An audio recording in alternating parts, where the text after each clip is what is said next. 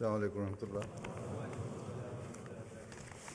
اشہد ان لا الہ الا اللہ وحدہ لا شریک لہ واشہد ان محمدا عبدہ ورسولہ.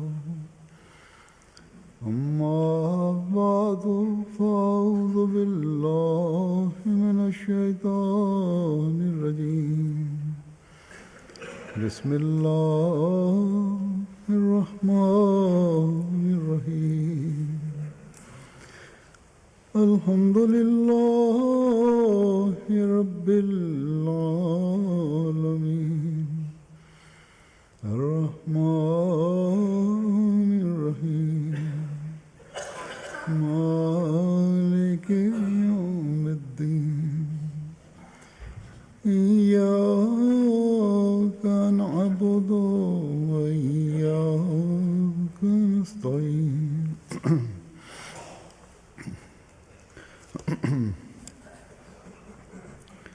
اهدنا الصراط المستقيم صراط الذين أنعمت عليهم غير المغضوب عليهم ولا الضالين.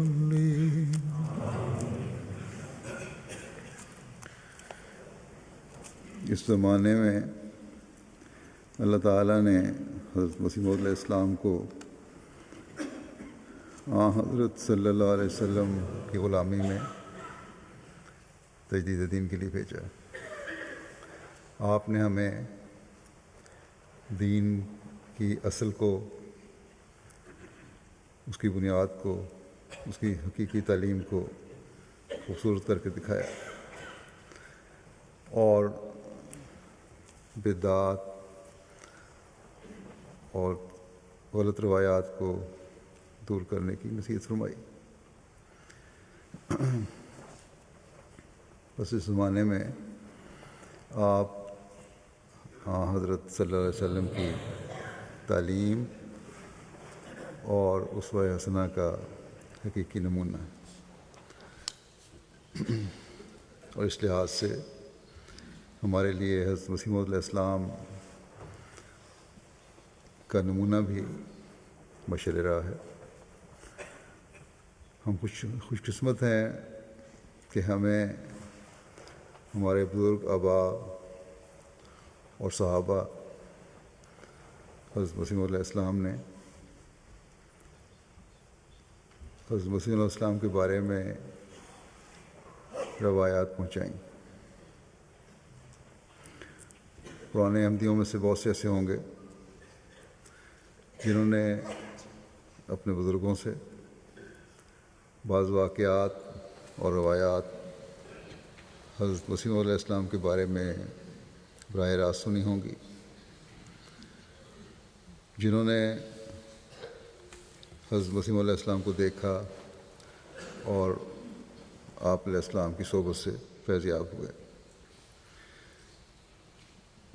تو بہرحال ان روایات کی اہمیت ایک جگہ حضرت مسلم موعود رضی اللہ عنہ نے بیان کی ہے، اور اپنے انداز کے مطابق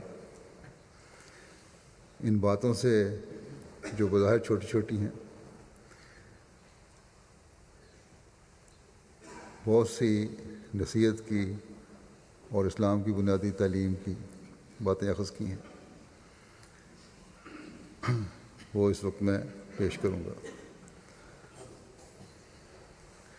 حضرت مسلم موعود رضی اللہ عنہ کے وقت میں بہت سے صحابہ موجود تھے، اس لیے آپ نے صحابہ کو ان دنوں میں توجہ بھی دلائی، نصیحت بھی کی، یا ان کے رشتہ داروں کو توجہ دلائی کہ روایات جمع کریں، کیونکہ یہی چیزیں آئندہ آنے والی نسلوں کے لیے نصیحت اور حقیقی تعلیم اور بعض مسائل کا حل پیش کرنے والی ہوں گی.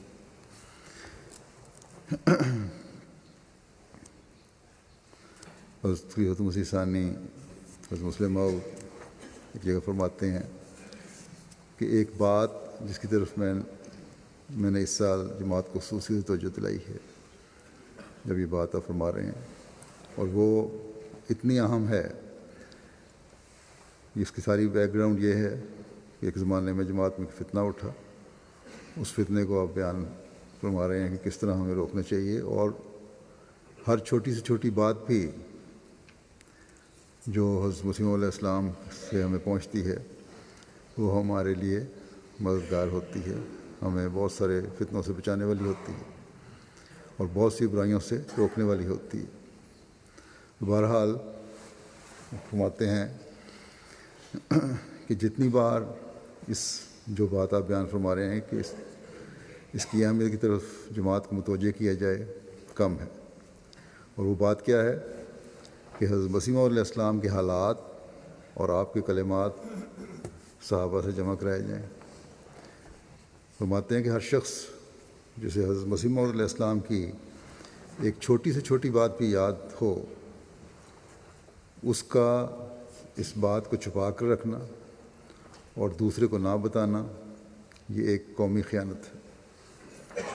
اس میں کوئی شبہ نہیں کہ بعض باتیں چھوٹی ہوتی ہیں، مگر کئی چھوٹی باتیں نتائج کے لحاظ سے بہت اہم ہوتی ہیں۔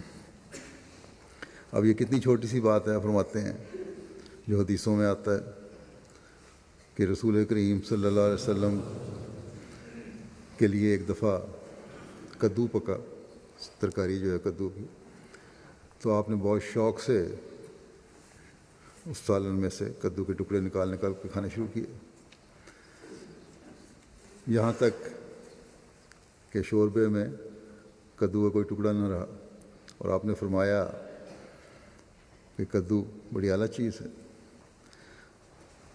فرماتے ہیں کہ بظاہر یہ ایک چھوٹی سی بات ہے، ممکن ہے کئی احمدی بھی سن کر یہ کہہ دیں کہ کدو کے ذکر کی کیا ضرورت تھی، اور آج کل تو بعض پڑھے لکھے بھی زیادہ بنتے ہیں، ان کو اس باتوں کی طرف توجہ نہیں ہوتی، یا وہ سمجھتے ہیں کہ معمولی بات ہے، مگر اس چھوٹی سی بات سے اسلام کو کتنا بڑا فائدہ پہنچا۔ ہم آج اپنے زمانے میں ان خرابیوں کا اندازہ نہیں کر سکتے جو مسلمانوں میں رائج ہوئیں، مگر ایک زمانہ اسلام پر ایسا آیا ہے جب ہندوستان میں ہندو تمدن نے مسلمانوں پر اثر ڈالا، اور اس اثر کی وجہ سے وہ اس خیال میں مبتلا ہو گئے کہ نیک لوگ وہ ہوتے ہیں جو گندی چیزیں کھائیں، جو اچھی چیز نہ کھائیں، جو اعلیٰ قسم کی غذا نہ کھائیں۔ نیکی کا معیار یہ ہے، کیونکہ یہی فقیروں اور جوگیوں کا شیوا ہے، اور جب بھی وہ کسی کو عمدہ کھانا کھاتے دیکھتے ہیں تو کہتے ہیں کہ یہ بزرگ کس طرح کہلا سکتا، یعنی کہ تصور ہی نہیں کہ کوئی بزرگ کہلائے اور پھر اچھا کھانا بھی کھا سکے۔ آپ ایک واقعہ فرماتے ہیں، بیان فرماتے ہیں کہ ایک دفعہ حضرت خلیفۃ مسیح اول مسجد اقصیٰ میں درس دے کر واپس اپنے گھر تشریف لے جا رہے تھے کہ جب آپ وہاں پہنچے، جو اس وقت کا قادیان ہے، اس زمانے میں جہاں نظارتوں کے دفاتر ہوتے تھے، تو یہاں کہتے ہیں وہاں خلیفہ اول کو وہاں کے رہنے والے ایک ڈپٹی صاحب ملے جو ریٹائر تھے اور ہندو تھے۔ انہوں نے کسی سے سن لیا تھا کہ حضرت مسیح علیہ السلام پلاؤ کھاتے ہیں اور بادام روغن استعمال کرتے ہیں، یعنی مستقل نہیں، جب بھی مل جائے میسر ہو کھاتے ہیں، جب پکا ہو، اور بادام روغن استعمال کرتے ہیں۔ وہ اس وقت اپنے مکان کے باہر بیٹھا تھا ہندو، حضرت خلیفہ اول کو دیکھ کر کہنے لگا کہ مولوی صاحب ایک بات پوچھنی ہے۔ مولوی صاحب نے فرمایا، حضرت خلیفہ اول نے فرماؤ کیا ہے؟ وہ کہنے لگا جی بادام روغن اور پلاؤ کھانا جائز ہے؟ اس خلیفہ اول نے فرمایا کہ ہمارے مذہب میں یہ چیز کھانی جائز ہے، ہمیں تو کوئی روک نہیں۔ کہنے لگا کہ میرا مطلب یہ ہے کہ فقراً کھانی جائز ہے، پنجابی میں یعنی فقرے جو ہیں، فقیر لوگ جو ہیں، اللہ کی طرف سلو لگانے والے لوگ ہیں، ان کے لیے بھی کھانی جائز ہے۔ جو بزرگ ہوتے ہیں کیا ان کے لیے بھی جہاں ان کو بزرگ کہا جاتا ہے ان کے لیے بھی کھانی جائز ہے؟ آپ نے فرمایا کہ ہمارے مذہب میں تو فقروں کے لیے، فقیروں کے لیے، سب کے لیے جائز ہے، جو بھی بزرگ کہلانے والے ہیں۔ کہنے لگا اچھا جی، اور یہ کہہ کر خاموش ہو گیا۔ بس خلیفہ مسلم فرماتے ہیں دیکھو اس شخص کو بڑا اعتراض یہی سوچا کہ حضرت مرزا صاحب مسیح اور مہدی کس طرح ہو سکتے ہیں جب وہ پلاؤ کھاتے ہیں اور بادام لوگوں استعمال کرتے ہیں۔ اگر صحابہ کا بھی مسلم فرماتے ہیں کہ اگر صحابہ کا بھی ویسا ہی علمی مذاق ہوتا جیسے آج کل احمدیوں کا ہے، اور وہ کدو کا ذکر حدیثوں میں نہ کرتے تو کتنی اہم بات ہاتھ سے جاتی رہتی۔ حدیثوں میں آتا ہے کہ رسول کریم صلی اللہ علیہ وسلم ایک دفعہ جمعے کے دن اچھا سا جبہ پہن کر مسجد میں آئے۔ اب اگر کوئی شخص ایسا پیدا ہو جو یہ کہے کہ اچھے کپڑے نہ پہننا فقیروں کی علامت ہے، بزرگوں کی علامت ہے، نیکوں کی علامت ہے، تو ہم اسے اس حدیث کا حوالہ دے کر بتا سکتے ہیں کہ رسول کریم صلی اللہ علیہ وسلم جمعے کے دن نہایت تعہد سے صفائی کرتے اور اعلیٰ اور عمدہ لباس زیبتن فرماتے تھے، بلکہ آپ صفائی کا اتنا تعہد رکھتے، اتنی پابندی فرماتے کہ بعض صوفیاء نے جیسے شاہ ولی اللہ صاحب محدث دہلوی گزرے ہیں، یہ طریقہ اختیار کیا ہوا تھا کہ وہ ہر روز نیا جوڑا کپڑوں کا پہنتے تھے، خواہ وہ دھلا ہوا ہوتا اور خواہ بالکل نیا ہو۔ حضرت خلیفۃ المسیح اول کی طبیعت میں، اب یہ واقعہ حضرت خلیفۃ المسیح اول کا بیان فرماتے ہیں آپ کہ حضرت خلیفۃ المسیح اول کی طبیعت میں بہت سادگی تھی، بہت ساری باتوں کا ان کو خیال نہیں رہتا تھا، اور کام کی کثرت بھی رہتی تھی۔ اس لیے بعض دفعہ جمعے کے دن آپ کپڑے بدلنا یا غسل کرنا بھول جاتے تھے، اور انہی کپڑوں میں جو آپ نے پہنے ہوئے ہوتے تھے جمعہ پڑھنے چلے جاتے تھے۔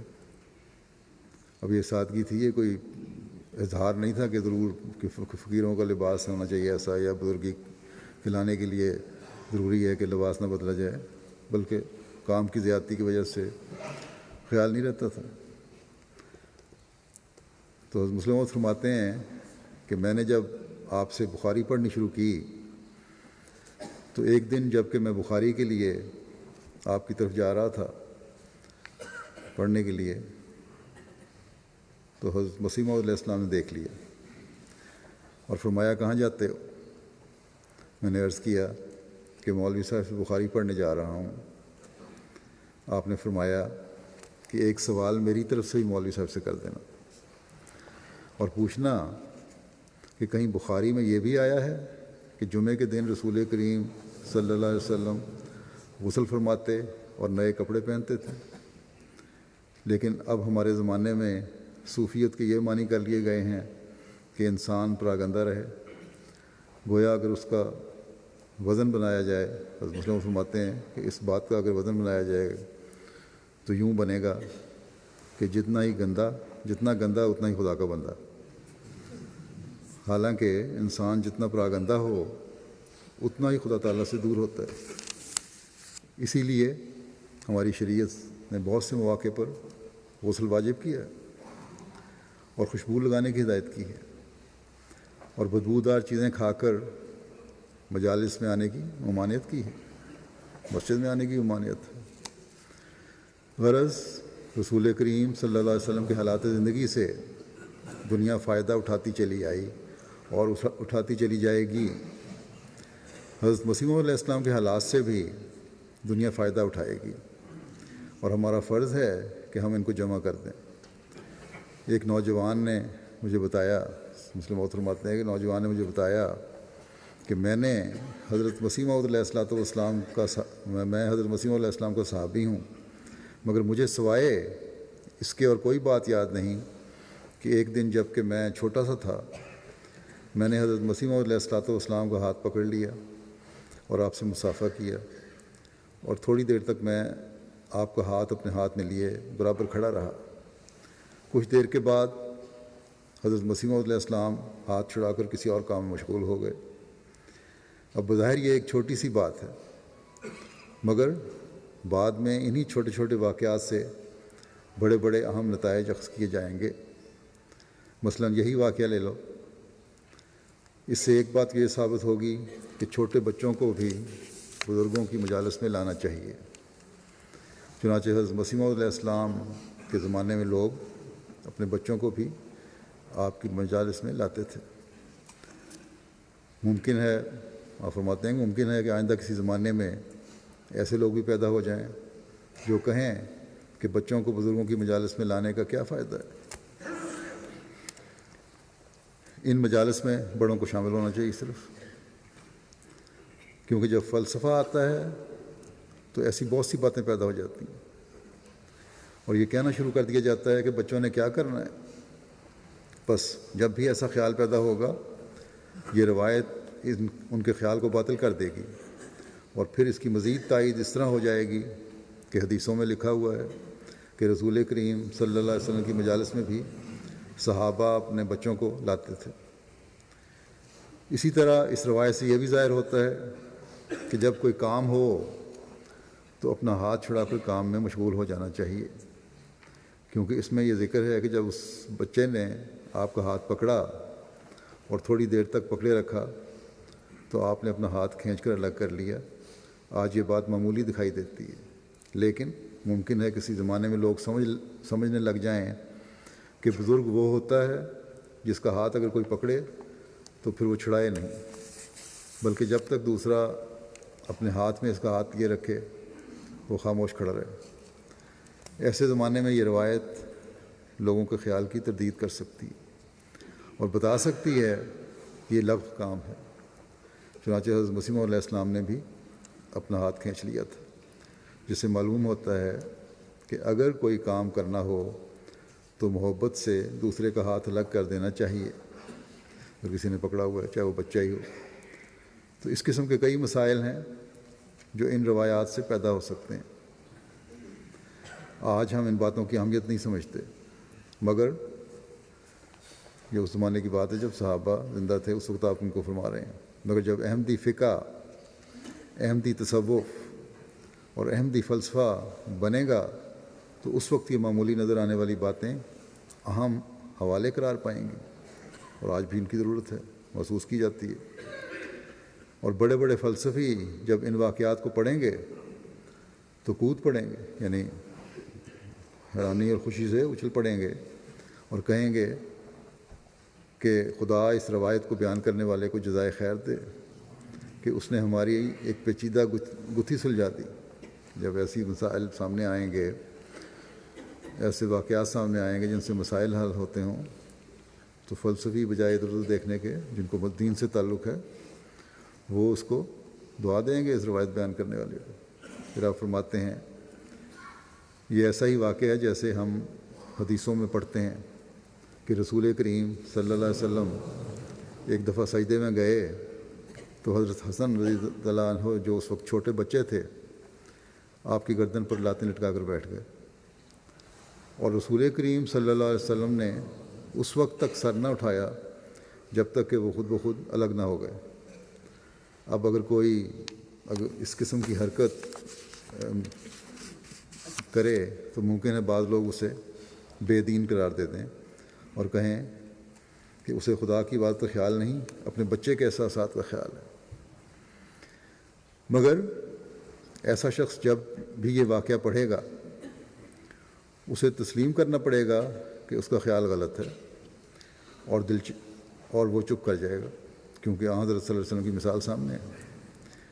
گو ایسے لوگ بھی ہو سکتے ہیں جو پھر بھی خاموش نہ رہ سکیں، چنانچہ ایک پٹھان کا قصہ ہے، کہتے ہیں کہ اس نے قدوری میں پڑھا، ایک کتاب ہے واقعات کی، کہ حرکت صغیرہ سے نماز ٹوٹ جاتی ہے۔ اس قسم کی حرکتیں جو ہوتی ہیں، کوئی بھی چھوٹی حرکت بھی ہو اس نماز ٹوٹ جاتی ہے۔ اس کے بعد وہ حدیث پڑھنے لگا، یہ واقعہ پڑھنے کے بعد پھر اس نے حدیث پڑھی، اور اس میں یہ حدیث آ گئی کہ رسول کریم صلی اللہ علیہ وسلم نے ایک دفعہ جب نماز پڑھی تو اپنے ایک بچے کو اٹھا لیا، جب رکوع اور سجدہ میں جاتے تو اسے اتار دیتے، اور جب کھڑے ہوتے تو پھر اٹھا لیتے۔ وہ حدیث پڑھتے ہی کہنے لگا کہ اس طرح تو محمد صلی اللہ علیہ وسلم کی نماز ٹوٹ گئی۔ تو قدوری میں لکھا ہے، کیونکہ قدوری میں لکھا ہے کہ حرکت صغیرہ سے نماز ٹوٹ جاتی ہے۔ گویا شریعت بنانے والا کنز یا قدوری کا مصنف تھا، رسول کریم صلی اللہ علیہ وسلم نہیں تھے ان کے نزدیک۔ تو ایسے لوگ بھی ہو سکتے ہیں جو باوجود واضح مسئلے کے اسے ماننے سے انکار کر دیں، مگر ایسے لوگ بہت کم ہوتے ہیں۔ بس اس بات کی ہرگز پرواہ نہیں کرنی چاہیے۔ ان کو نصیحت کرتے ہوئے فرماتے ہیں کہ تمہیں حضرت مسیح موعود علیہ السلام کی جس بات کا علم ہے وہ چھوٹی سی ہے، بلکہ خواہ کسی قدر چھوٹی بات ہو بتا دینی چاہیے، خواہ اتنی ہی بات ہو کہ میں نے دیکھا حضرت مسیح موعود علیہ السلام چلتے چلتے گھاس پر بیٹھ گئے، کیونکہ ان باتوں سے بھی بعد میں اہم نتائج اخذ کیے جائیں گے۔ مسلم موعود فرماتے ہیں کہ مجھے یاد ہے کہ حضرت مسیح موعود علیہ السلام ایک دفعہ بعض دوستوں سمیت باغ میں گئے، اور آپ نے فرمایا آؤ بے دانہ کھائیں، وہ شہتوت کی ایک قسم ہے۔ چنانچہ بعض دوستوں نے چادر بچھائی اور آپ نے درخت چڑھوائے، اور پھر سب ایک جگہ بیٹھ گئے اور انہوں نے بے دانہ کھایا۔ اب کئی لوگ بعد میں ایسے آئیں گے جو کہیں گے کہ نیکی اور تصوف یہی ہے کہ طیب چیزیں نہ کھائی جائیں۔ ایسے آدمیوں کو ہم بتا سکتے ہیں کہ تمہاری یہ بات بالکل غلط ہے۔ حضرت مسیح موعود علیہ السلام نے تو بے دانہ جھڑوا کر کھایا تھا۔ یا بعد میں جب بڑے بڑے متکبر حاکم آئیں گے اور وہ دوسروں کے ساتھ اکٹھے بیٹھ کر کچھ کھانے میں حد تک محسوس کریں گے، تو ان کے سامنے ہم یہ پیش کر سکیں گے کہ حضرت مسیح موعود علیہ السلام تو بے تکلفی کے ساتھ اپنے دوستوں سے مل کر کھایا پیا کرتے تھے۔ تم کون ہو جو اس میں اپنی حد تک محسوس کرتے ہو؟ تو بعض باتیں گو چھوٹی ہوتی ہیں، مگر ان سے آئندہ زمانوں میں بڑے اہم مذہبی، سیاسی اور تمدنی مسائل حل ہوتے ہیں۔ بس جن دوستوں کو آپ فرماتے ہیں کہ حضرت مسیح علیہ السلام کی شکل دیکھنے یا آپ کی صحبت میں بیٹھنے کا موقع ملا ہو، انہیں چاہیے کہ وہ ہر بات خوب، خواہ وہ چھوٹی ہو یا بڑی، لکھ کر محفوظ کر دیں۔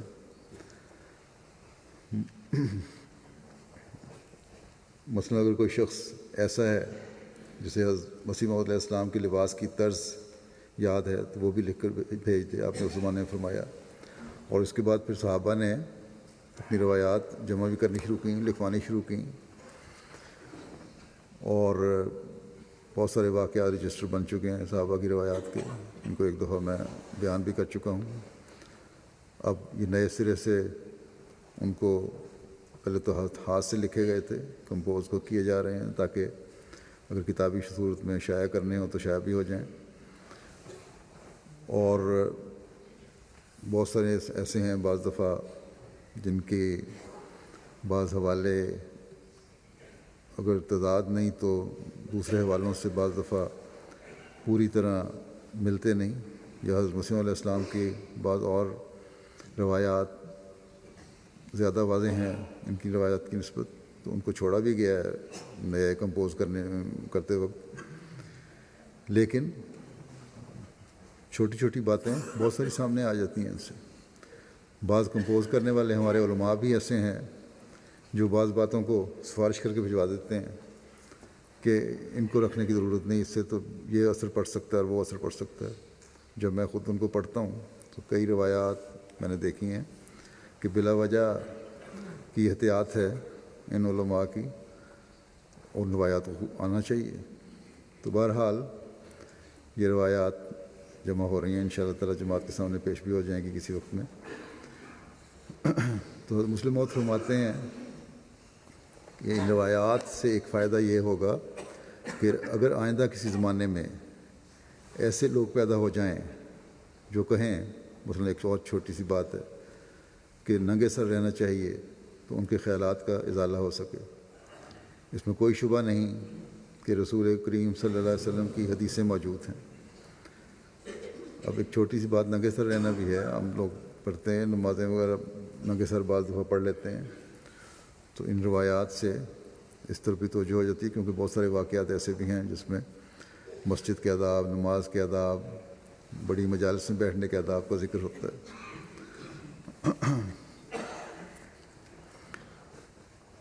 تو آپ فرماتے ہیں کہ اس میں کوئی شبہ نہیں کہ رسول کریم صلی اللہ علیہ وسلم کی حدیثیں موجود ہیں اور آپ ہی شارع نبی ہیں، یعنی شریعت جاری کرنے والے آپ ہی ہیں، مگر اس میں بھی کوئی شبہ نہیں کہ قریب کے معمور کی باتیں شارع نبی کی باتوں کی مصدق سمجھی جاتی ہیں، ان کی تصدیق کرنے والی ہوتی ہیں۔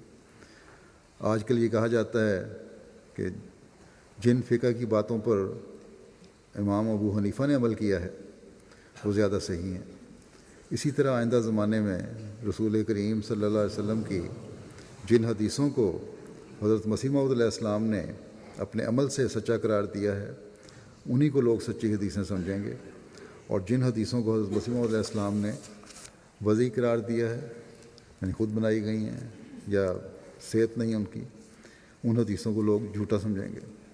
بس حضرت مسیح موعود علیہ السلام کی یہ باتیں بھی ایسی ہی اہم ہیں جیسی حدیثیں، کیونکہ یہ باتیں حدیثوں کا صدق یا کذب معلوم کرنے کا ایک معیار ہوں گی۔ ہم نے فرمایا کہ ان روایات میں بے شک بعض ایسی باتیں بھی ہو سکتی ہیں جنہیں اس زمانے میں، یعنی ان کا جو دور تھا، شائع کرنا مناسب نہ ہو حضرت مسلم موت کے وقت میں یا اس وقت، مگر انہیں بہرحال محفوظ کر لیا جائے۔ یا بعض ایسی روایات ہیں جنہیں آج بھی شاید پرنٹ نہ کیا جائے، شائع نہ کیا جائے، لیکن محفوظ بہرحال ہونی چاہیے، جو روایات صحابہ سے ہمیں مل رہی ہیں، اور جب بعد میں مناسب موقع ہو انہیں شائع کر دیا جائے۔ مثلاً حضرت مسیح موعود علیہ السلام کا یہ الہام ہوا تھا کہ سلطنت برطانیہ تا 8 سال بعد ازاں ایام ظوف و اختلال۔ آپ فرماتے ہیں کہ مگر یہ الہام اس وقت شائع نہ کیا گیا بلکہ ایک عرصے کے بعد شائع کیا گیا۔ اب اس میں بعض یہ بھی کہتے ہیں کہ ملکہ وکٹوریہ کی وفات کے بعد کا ذکر ہے اس میں، اس کے بعد اور بھی پہلو لیے جا سکتے ہیں۔ آہستہ آہستہ پھر جو دنیا میں جس طرح پھیلی ہوئی تھی سلطنت برطانیہ، پھر کمزور بھی ہوتی چلی گئی، اور اس کمزوری کے یہ نہیں کہ ایک دم ہو گئی بلکہ ایک وقت اور عرصہ لگتا ہے، تو اس کے آثار شروع ہو گئے۔ تو بہرحال جو بھی تھا، یہ ایک الہام تھا جو مختلف اس کی توجیہیں کی جا سکتی ہیں۔ تو آپ فرماتے ہیں کہ ایسے واقعات کو ریکارڈ میں لے آیا جائے، مگر شائع اس وقت کیا جائے جب خطرے کا وقت گزر جائے۔ آپ فرماتے ہیں کہ میں سمجھتا ہوں کہ ابھی وقت ہے کہ اس کام کو مکمل کر لیا جائے۔ اللہ کے فضل سے جیسے میں نے کہا، ان روایات کو صحیح رنگ میں مکمل کرنے کی کوشش کی جا رہی ہے۔ اسی ضمن میں آپ فرماتے ہیں کہ امام بخاری کی آج دنیا میں کتنی بڑی عزت ہے، مگر عزت اس لیے ہے کہ انہوں نے دوسروں سے روایات جمع کی ہیں۔ اس لیے جو صحابہ کی اولاد ہے، اگر ان کے پاس روایات ہوں تو ان کو بھی آگے دینا چاہیے۔ اگر ان کی صحت باقی روایات سے ثابت ہو گئی تو ان کو اس میں شامل بھی کیا جا سکتا ہے۔ بعض ہو سکتا ہے کہ بعض روایات مکمل رجسٹرز میں نہ آئی ہوں اور صحابہ کے خاندانوں میں یہ روایات چل رہی ہوں، تو وہ لکھ کے بھجوا سکتے ہیں، کیونکہ آپ نے یہ بھی فرمایا، اور یہ صحیح بھی ہے، حقیقت ہے، کہ یہ روایات بیان کرنے والوں کے لیے ایک زمانے میں دعائیں کی جائیں گی کہ اللہ تعالیٰ ان کو جزا دے، کیونکہ انہوں نے بہت سارے مسائل حل کر دیے۔ آپ فرماتے ہیں کہ میں نے دیکھا ہے کہ قدرتی طور پر ایسے مواقع پر خود دعا کے لیے جوش پیدا ہو جاتا ہے۔ اپنا ایک واقعہ بیان فرماتے ہیں مسلم موعود کہ میں کل ہی کلید قرآن سے میں ایک حوالہ نکالنے لگا آیت نکالنی تھی، تو مجھے خیال پیدا ہوا کہ آیت دیر سے ملے گی، مگر اس کلید قرآن سے مجھے فوراً آیت مل گئی، جس پر میں نے دیکھا کہ غیر لاشعوری طور پر کہتے ہیں میں نے 2-3 منٹ نہایت خلوص سے اس کے مرتب کرنے والے کے لیے دعا کرتا رہا کہ اللہ تعالیٰ اس کے مدارج بلند کرے، کہ اس کی محنت کی وجہ سے آج مجھے یہ آیت مل گئی ہے۔ اب یہ بڑی آسان ہو گئی ہیں چیزیں، اب تو لٹریچر کمپیوٹر پہ مل جاتا ہے، آج کل تو اور بھی زیادہ آسانیاں پیدا ہو گئی ہیں۔ تو جنہوں نے ان پروگراموں کو بنا کر کمپیوٹر میں ڈالا ہے ان کے لیے بھی دعائیں ہوتی ہیں۔ حضرت مسیح موعود علیہ السلام کی تو ہر بات ہی علمی پہلو لیے ہوئے ہے جو ہمارے لیے ضروری ہے، اور عملی تربیت کے لیے بھی ضروری ہے، کیونکہ اس میں تربیت کے بہت سارے پہلو نکل آتے ہیں۔ قرآن کریم کی آیات کی وضاحت ہو جاتی ہے، احادیث کی وضاحت ہو جاتی ہے،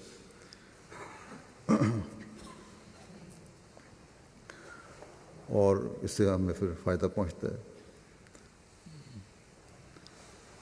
جو بھی احمدی اس کو سنے گا، کسی بھی ذریعے سے سنے گا، وہ فائدہ اٹھائے گا، اور پھر یقیناً ان کو جمع کرنے والوں کے لیے دعائیں بھی کرے گا۔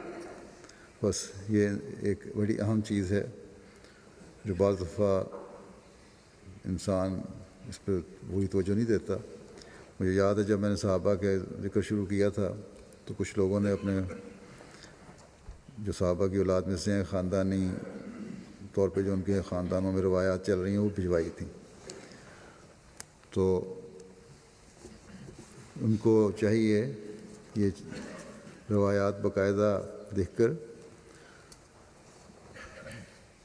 یہ دفتر جو ہے اشاعت میں بھجوا دیں، وکالت اشاعت میں، تاکہ وہ پھر وکالت تصنیف میں، ایڈیشن وکالت تصنیف میں پھر اگر انہوں نے بھیجنی ہوں گی تو جو متعلقہ کمیٹی بنی ہوئی ہے روایات کی وہ ان کو بھجوا دیں گے۔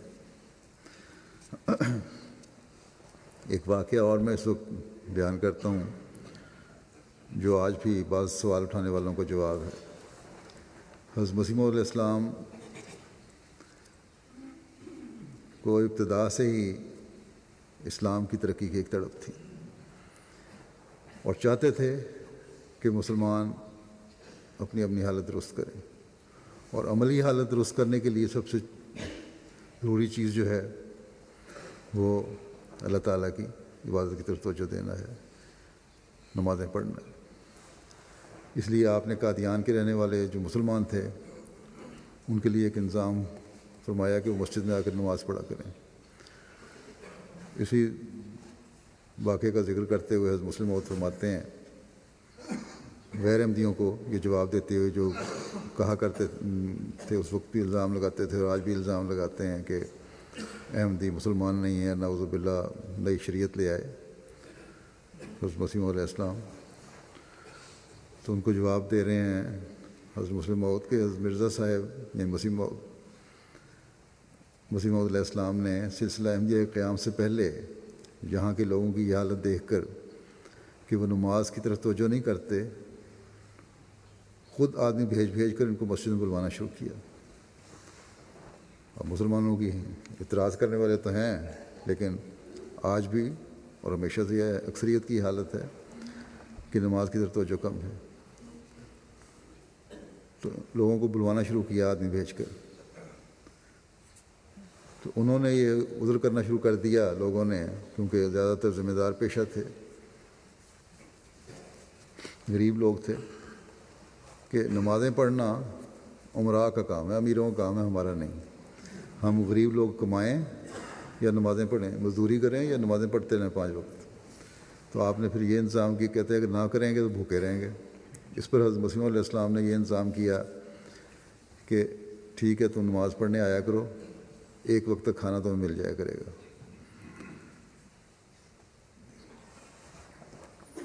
چنانچہ چند دن اس اعلان کے بعد کھانے کی خاطر 25-30 آدمی مسجد میں نماز کے لیے آ جایا کرتے تھے، مگر آخر میں سست ہو گئے اور صرف مغرب کے وقت جس وقت کھانا تقسیم ہوتا تھا اس وقت آ جاتے تھے۔ آخر پھر یہ سلسلہ بند کرنا پڑا۔ اب آپ فرماتے ہیں کہ دیکھو حضرت مسیح علیہ السلام کو یہ شوق تھا، کس لیے؟ کہ تاکہ اسلام کی حقیقی تصویر نظر آئے، اور آپ کے اس شوق کو دیکھتے ہوئے خدا تعالیٰ نے آپ کی مراد پوری کر دی۔ اور اس وقت جب آپ یہ ذکر کر رہے ہیں، اس وقت کا ذکر ہے جب فرماتے ہیں کہ قادیان میں اب 4 مسجدیں ہیں اور 2 تو بہت عالیشان مساجد ہیں، اور 5 وقت یہاں نماز ہوتی ہے اور نماز سے پر رہتی ہیں۔ بس اس بات کو ہمیں یاد رکھنا چاہیے کہ یہ تڑپ جو حضرت مسیح علیہ السلام کی تھی اپنے دعوے سے پہلے بھی اور بعد میں بھی بار بار اس طرح توجہ دلائی کہ نمازوں کی طرف آؤ، باجماعت نمازیں پڑھو، مسجدیں آباد کرو۔ مسجدیں اب ہماری اللہ کے فضل سے دنیا میں ہر جگہ بن رہی ہیں، لیکن ان کی آبادی کی طرف جس طرح توجہ ہونی چاہیے وہ نہیں ہے، بعض جگہ سے شکایات آتی ہیں۔ اسی طرح بلکہ روا میں، قادیان میں، پاکستان کے مختلف مساجد میں احمدی جو وہاں کے رہنے والے احمدی ہیں ان کو چاہیے کہ اپنی مساجد کو آباد کریں۔ اسی طرح دنیا کے دوسرے ممالک میں اپنی مساجد کو آباد کرنے کی کوشش کریں۔ دوسرے اس بات کا بھی جواب یہاں مل جاتا ہے، اس اعتراض کا بھی بعض لوگ کہہ دیتے ہیں، لکھتے ہیں مجھے بھی، کہ مساجد میں لانے کے لیے، نوجوانوں کو لانے کے لیے وہاں انہوں نے کھیلوں کا انتظام کر دیا ہے کہ لڑکے شام کو آئیں اور کھیلیں، اور گویا کہ کھیل کا لالچ دے کر نماز پڑھائی جاتی ہے۔ تو یہ تو کوئی ایسی بات نہیں۔ اسی طرح بعض لوگ کہتے ہیں کہ بعض فنکشنز پہ کھانے کے انتظامات ہوتے ہیں، تو لوگ فنکشن پہ آتے ہیں یا نمازیں پڑھنے کے لیے آتے ہیں تو اس لیے کہ کھانا کھاتے ہیں۔ یہ تو ایک بدظنی ہے جو بعض لوگ کرتے ہیں، لیکن بہرحال مساجد کے ساتھ جہاں ہال بنائے گئے یا بعض مربیان و مبلغین جو خود نوجوان ہیں اور کھیلنے والے ہیں، انہوں نے گراؤنڈز میں کھیلنا شروع کیا، نوجوانوں کو اکٹھا کرنا شروع کیا، اس سے ایک فائدہ تو بہرحال ہو رہا ہے کہ مساجد اس وجہ سے کم از کم 1-2 نمازوں کے لیے اس نوجوانوں کی توجہ بھی پیدا ہوتی ہے اور مساجد آباد ہوتی ہیں۔ اس لیے یہ کہنا کہ یہ کوئی جرم ہے کہ مساجد کے ساتھ کھیلوں کے ہال کیوں بنا لیے گئے، یا مساجد میں لانے کے لیے، بعض فنکشنوں پہ لانے کے لیے کھانے کے انتظام کیوں کیے گئے، یہ غلط اعتراض ہے، اور حضرت مسیح علیہ السلام کے عمل سے ثابت ہے کہ اس طرح ہو سکتا ہے اور ہونے میں کوئی حرج نہیں۔ اب نمازوں کے بعد میں 2 جنازہ غائب بھی پڑھاؤں گا، جو ایک الحاج یعقوب بابنگ صاحب افغانہ کا ہے، جو 30 اگست 2015 کو انتقال کر گئے۔ انا للہ و انا الیہ راجعون۔ ایک اندازے کے مطابق ان کی عمر 100 سال سے زیادہ تھی۔ ان کا تعلق گھانا کے وسطی ریجن سے تھا، اور آپ کے دادا جو تھے یہ عیسائی تھے، لیکن انہوں نے دوسری شادی کر لی۔ جب دوسری شادی کر لی تو پریسبیٹیرین چرچ نے ان کو چرچ سے نکال دیا۔ پھر انہوں نے اس بات پر اسلام قبول کر لیا اور معاہد بن کے اللہ تعالیٰ کی عبادت شروع کر دی۔ پھر ان کے دادا نے، الحاج یعقوب صاحب کے دادا نے، ان کا نام ابراہیم اودوکو تھا، حج پر جانے کے لیے پیسے جمع کیے۔ بعد میں یہ احمدی بھی ہو گئے۔ جب وہ پیسے جمع کیے اس زمانے میں یہ احمدی تھے۔ جب وہ سالٹ پونڈ پہنچے تو وہاں مشنری انچارج نے انہیں تحریک کی کہ آج کل ہیڈ کوارٹر کی تعمیر ہو رہی ہے، اس کے لیے ہم چندہ جمع کر رہے ہیں۔ تو انہوں نے وہ رقم جو جمع کی تھی وہ مسجد کی تعمیر اور ہیڈ کوارٹر کی تعمیر کے لیے دے دی، اور اس کے بعد اللہ تعالیٰ نے ان کو اتنی زندگی دی کہ لمبے عرصے کے بعد انہوں نے پھر اپنے پوتے کو اپنے خرچ پر حج کروایا۔ الحاج یعقوب صاحب بھی بہت مخلص اور محنتی اور قربانی کی روح رکھنے والے تھے۔ جب مولوی عبدالوہاب آدم صاحب امیر منتخب ہوئے ہیں گھانا کے، حضرت خلیفۃ مسیح ثانی نے ثالث نے ان کو بھیجوایا وہاں، تو گھانا مشن کی تبلیغ کو تیز کرنے کی ہدایت بھی فرمائی تھی آپ نے۔ تو الحاج یعقوب صاحب نے اس وقت داعیان اللہ کے لیے ایک گاڑی پیش کی، اور اس کے ذریعے سے جس کے اوپر لکھا ہوتا تھا احمدیہ مسلم پریچر ایسوسیشن، اور پھر انہوں نے اس کے ذریعے سے بہت سارے تبلیغی پروگرام کیے۔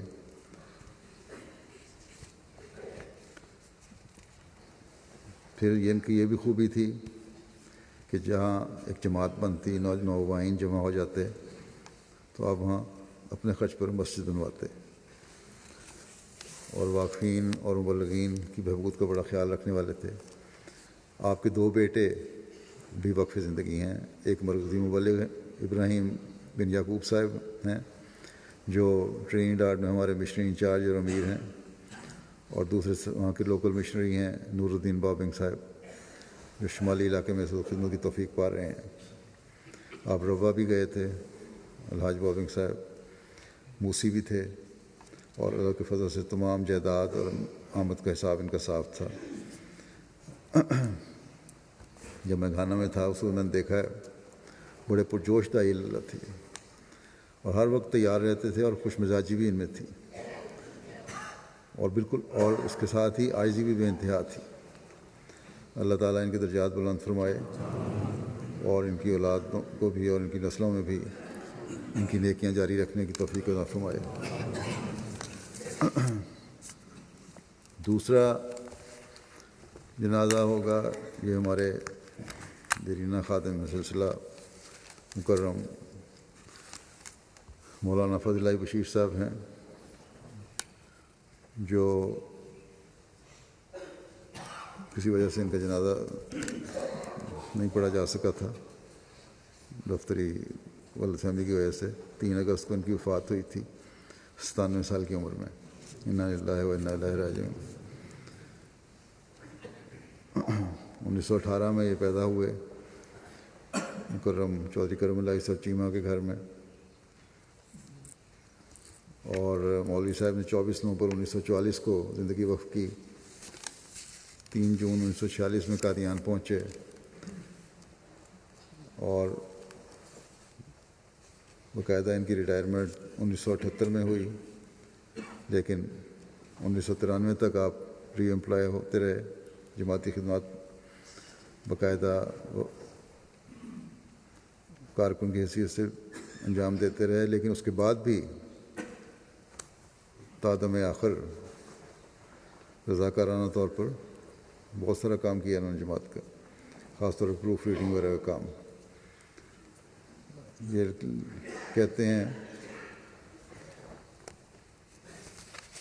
کہ لکھتے ہیں کہ ان کے والد کرم اللہ صاحب نے 1898 میں حضرت اقدس مسیح علیہ السلام کی بیعت کی تھی، اور پھر 1 سال کے بعد ان کے دادا نے چودھری جلال الدین صاحب نے بیعت کی۔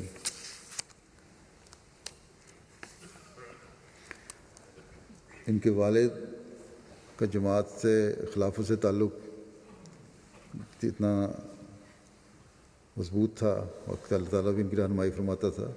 جب حضرت خلیفہ مسیح اول کا وصال ہوا تو فوری طور پر حضرت مسیح علیہ السلام کے وصال کے بعد حضرت خلیفہ اول کی فوری طور پر انہوں نے بیعت کی، اور حضرت خلیفہ اول کے وصال کے بعد فوری طور پر انہوں نے خلافت ثانیہ کی بیعت کی، بلکہ ان کو خواب میں دکھایا گیا تھا کہ حضرت خلیفہ مسیح ثانی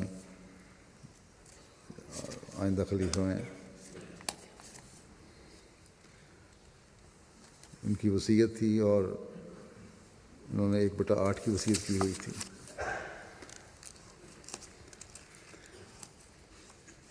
اپنے وقف ہونے کا واقعہ بیان کرتے ہیں مولوی صاحب خود ہی، کہتے ہیں کہ ان کو والدہ صاحبہ نے بیان کیا ان کی کہ میں ابھی گود میں تھا کہ غالباً جلسہ سالانہ قادیان 1919 یا 1920 کا تھا کہ زنانہ جلسہ گاہ میں حضرت حافظ غلام رسول صاحب وزیر آبادی نے مستورات میں تقریر کی کہ بیبیوں ہم تو بوڑھے ہو رہے ہیں.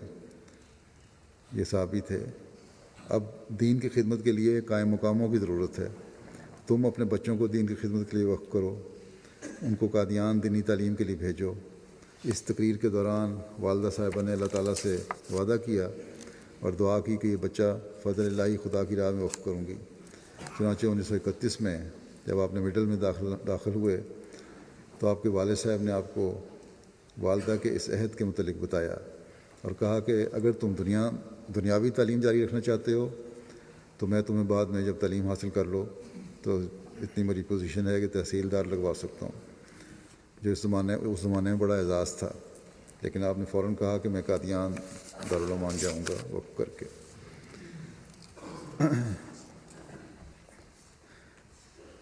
23 فروری 1947 کو آپ دیگر مربیان کے ہمراہ مشرقی افریقہ میں مومباسا کی بندرگاہ پر پہنچے اور ان مربیان نے میر ضیاء اللہ صاحب، مولوی جلال الدین صاحب قمر، سید ولی اللہ شاہ صاحب، حکیم محمد ابراہیم صاحب اور مولوی عنایت اللہ صاحب شامل تھے. اور مشرقی افریقہ میں رئیس التبلیغ شیخ مبارک احمد صاحب تھے. ایک لمبا عرصہ ان کو کینیا میں، سورینام میں، گیانا میں، ایران میں مبلغ کے طور پر خدمت کی توفیق ملی. پھر اس کے بعد مرکزی دفاتر میں، انجمن میں اور تحریک جدید میں خدمات انجام دیتے رہے. خلیفہ مسیح ثالث نے جب قواعد وصیت پر غور کے لیے کمیٹی بنائی تو مولوی صاحب بھی اس کے ممبر تھے. آپ نے عربی، انگریزی اور فرینچ میں تقریباً 11 کتابیں لکھیں. ان کی 2 شادیاں تھیں. پہلی تو چودھری محمد دین صاحب کی بیٹی کے ساتھ تھی جو سائی تھے وہیں سیال کوٹ کے. دوسری شادی ان کی موریشس میں ہوئی تھی. یہ کہتے ہیں ولیت دعا کا اپنا ایک واقعہ بچپن کا سناتے ہیں کہ ایک دفعہ جب آپ کی عمر 10-12 سال تھی، آپ کی والدہ شدید بیمار ہو گئیں اور بچنے کی امید نہیں رہی. آپ اس تصور سے کہ والدہ فوت ہو جائیں گی، کہتے ہیں میرا دل بیٹھ گیا. میں نے دعا کی کہ اے میرے خدا، کیا اسی عمر میں مجھے ماں کے سائے سے محروم کر دے گا؟ کہتے ہیں ابھی چند منٹ ہی گزرے تھے کہ والد صاحب گھر سے نکل کر میری طرف آتے دکھائی دیے اور آتے ہی کہا فضل اللہ تیری والدہ ٹھیک ہو گئی. کبابیر میں بھی یہ رہے ہیں. فلسطین میں شریف عہدے صاحب لکھتے ہیں کہ آپ فلسطین میں 1966 تا 68 اور 77 تا 81 اور کبابیر میں قیام کے دوران تبلیغ اور تربیت کے کام بہت محنت اور لگن سے کیا کرتے تھے. لوگوں کے گھروں میں جا کر دین کے درس اور تفسیر القرآن کے درس دیتے تھے. احمدیہ اسکول کبابیر کے انتظامی معاملات کو بہت بہتر کیا. اسی طرح کثرت سے تبلیغی دورے کیا کرتے تھے اور مختلف جگہوں پر جا کر جماعتی لیفلیٹس اور تقسیم کیا کرتے تھے. کہتے ہیں میں چھوٹا تھا، ان کے ساتھ تبلیغی دوروں پہ جایا کرتا تھا اور ان سے بہت کچھ سیکھا. مرحوم بہت محنت کرنے والے اور دین کی خدمت کرنے کی میں ایک مثال تھے. حضرت مسیح موعود علیہ السلام کا الہام انت الشیخ المسیح الذی لا یضاع وقتو کی ہمیشہ پیش نظر رکھتے تھے اور کبھی اپنا وقت ضائع نہیں کرتے تھے.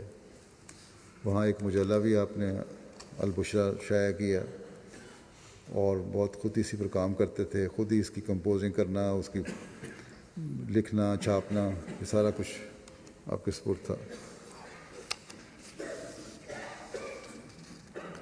اور مسجد جو ہے کبابیر کی، اس کی جو ابتدا بھی آپ نے کی تھی اور بنیادی اینٹ بھی آپ نے رکھی تھی.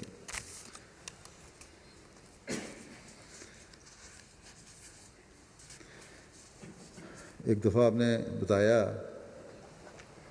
کہ 1940 میں آپ کے والد حضرت قلم الہی صاحب جب ریٹائر ہو گئے تو گھر میں بہت تنگی کا سامنا ہوا، یہاں تک کہ مدرسہ احمدیہ کو فیس بھی نہ ادا کر سکتے تھے. یہ وہاں قادیان میں پڑھتے تھے۔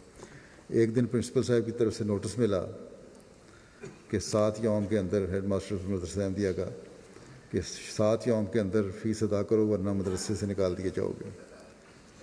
اس پر آپ نے مدرسہ جانا چھوڑ دیا۔ کچھ دن کے بعد حضرت مرزا ناصر احمد صاحب سلیم المسیح ثالث نے بلایا کہ مدرسے کیوں نہیں آ رہے؟ تو انہوں نے کہا کہ فیس نہ تھی اور شرمندگی کی وجہ سے آنا چھوڑ دیا ہے۔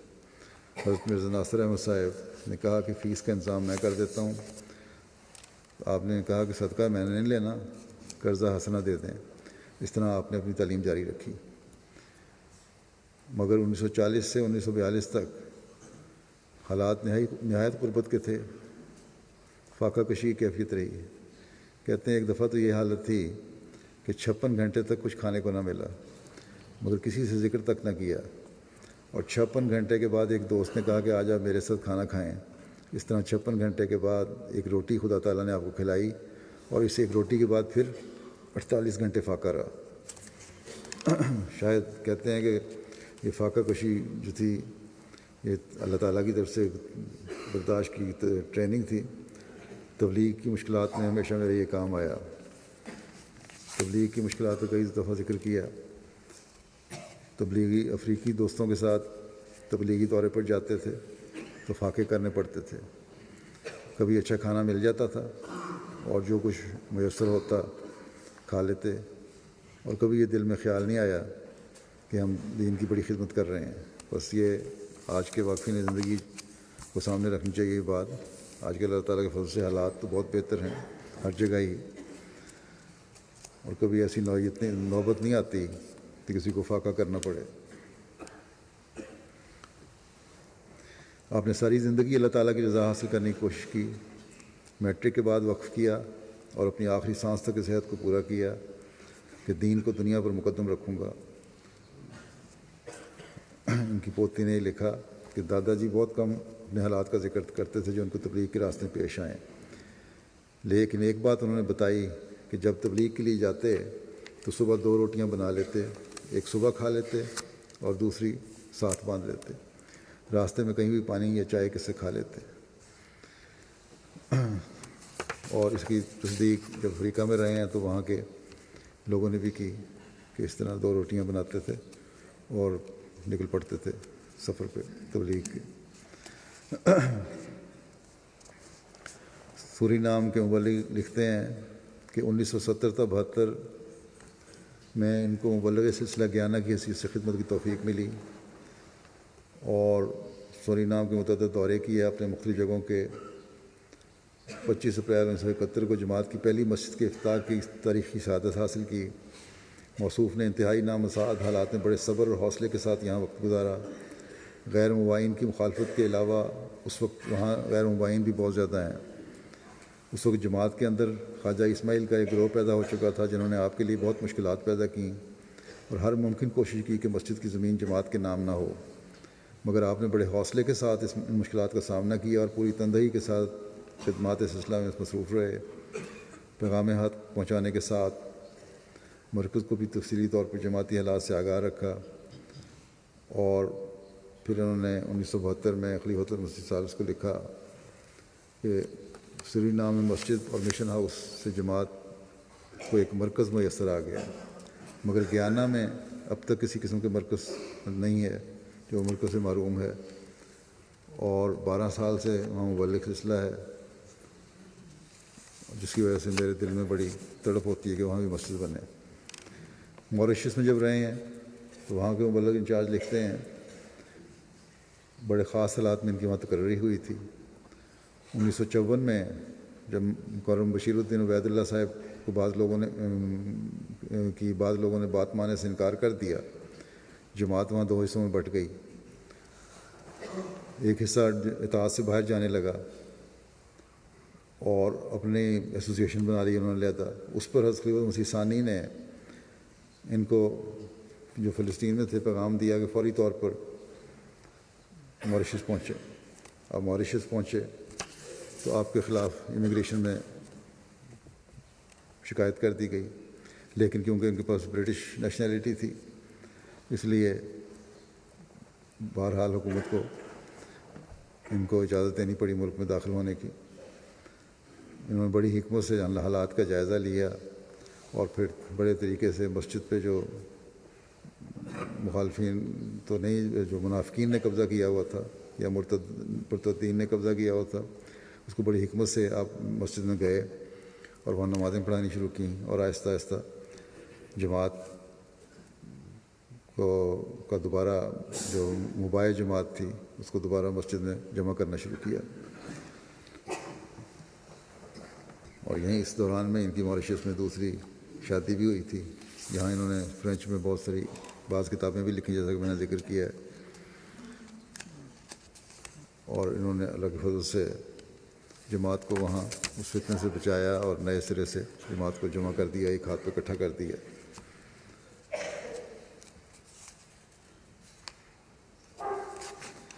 جمعہ پر جانے کے لیے مسجد مبارک میں جمعہ پڑھنے کی ان کی بڑی خواہش ہوتی تھی، اور جس وقت انہوں نے کہا ہوا تھا کہ مجھے لے جایا کرو اپنی کار پہ، بڑھاپے میں بھی اس کا انتظار کرتے تھے، اس لیے کہ اس کو تکلیف نہ ہو، انتظار نہ کرنا پڑے۔ اپنے گھر کے دروازے کے باہر ہی کرسی بچھا کر بیٹھ جاتے تھے تاکہ جب بھی وہ آئیں فوری طور پر ان کے ساتھ جا سکیں۔ غریبوں کی مدد کرتے تھے جو بھی ان کی توفیق تھی۔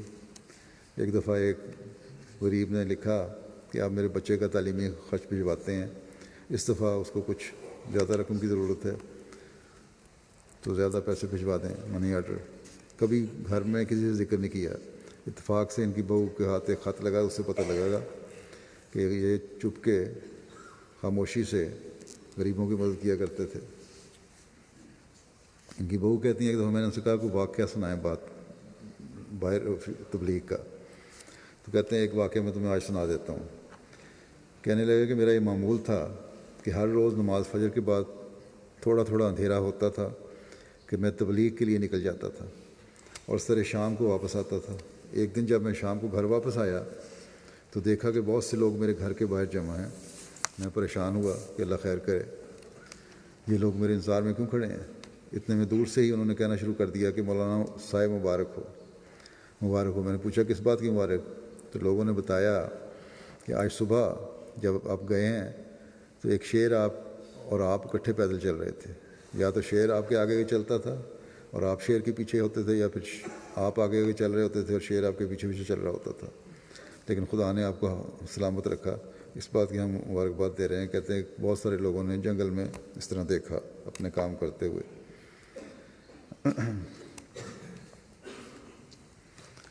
بڑے تہجد گزار تھے، بڑی دقت سے نمازیں پڑھنے والے۔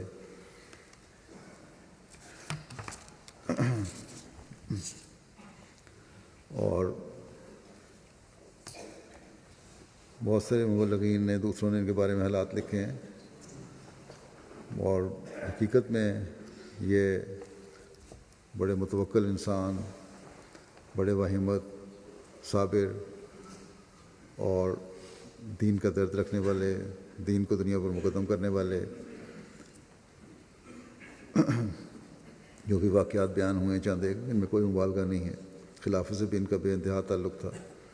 اللہ تعالیٰ ان کے درجات بلند کرے اور ان کی اولاد کو بھی نیکیوں پر قائم رکھے۔